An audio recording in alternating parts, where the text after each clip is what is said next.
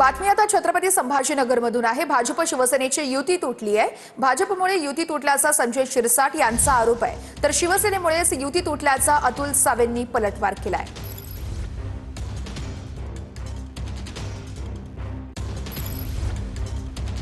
झालं ते चुकीचं आणि भाजपच्या हट्टापायी झालं एवढं मात्र निश्चित आहे। त्यांचा अहंकार, दुसरं काहीच नाही।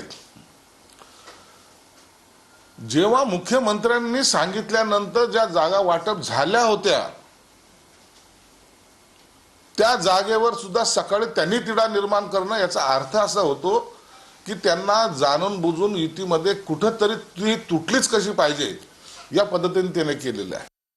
युती कुणामुळे तुटली? युती शिवसेनेमुळे तुटली। आम्ही त्यांनी सांगितलेल्याप्रमाणे त्यांना आम्ही 37 सीटचं ऑफर दिलं होतं, तरी त्यांनी ती मान्यता दिली नाही। त्यांचं म्हणणं होतं हे खूप कमी आहेत। हा, मग त्यांनी अगोदर ज्यावेळेस परवा रात्री बोलणं झालं त्यावेळेस त्यांनी ते सांगायला पाहिजे होतं ना।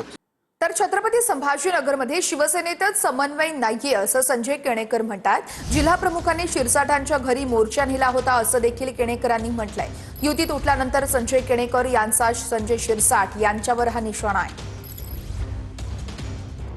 असं म्हणतात की त्यांचा निरोप नाही, पण संजय शिरसाट यांचं म्हणणं असं आहे की भाजपचा कोणताही निरोप नाही, संदेश नाही, भाजपच्या हट्टापायी ही युती तुटली।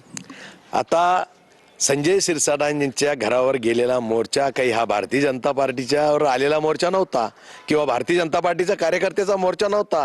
हा त्यांच्याच जिल्हाध्यक्षाने नेलेला मोर्चा होता। यांच्यातच किती समन्वय हे मीडियाला कळालेलं आहे। भाजपवर खापर फोडून काही फायदा नाहीये। त्यांना असंही वाटतं की तुम्ही जे ते शिवसेनेचा विश्वासघात केलाय। हे बघा, आम्ही कोणाचाच विश्वासघात केला नाहीये। बघूयात पुढची बातमी। भाजपने फेकलेल्या जागांवर शिंदेंचे उमेदवार लढणार असं संजय राऊत म्हणतायत, तर आता शिंदेंना भाजपच्या दारात जागा मागण्यासाठी जावं लागतं असंही राऊत म्हणतायत। तर शिंदेंच्या शिवसेनेने त्यांच्याकडे जागांची मागणी केल्याचंही राऊतांनी म्हटलंय। म्हणजे आम्हाला जागा द्या अशी मागणी केल्याचंही राऊतांनी स्पष्ट केलंय।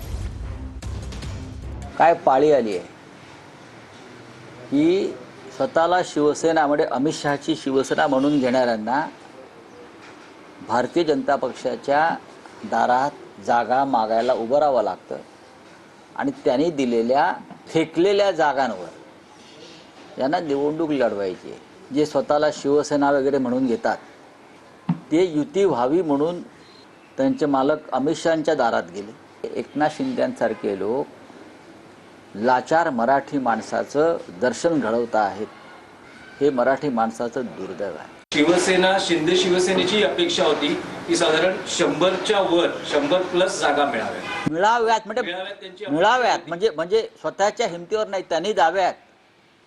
म्हणजे त्यांनी मागणी केली आम्हाला द्या, असं द्या, आम्हाला द्या।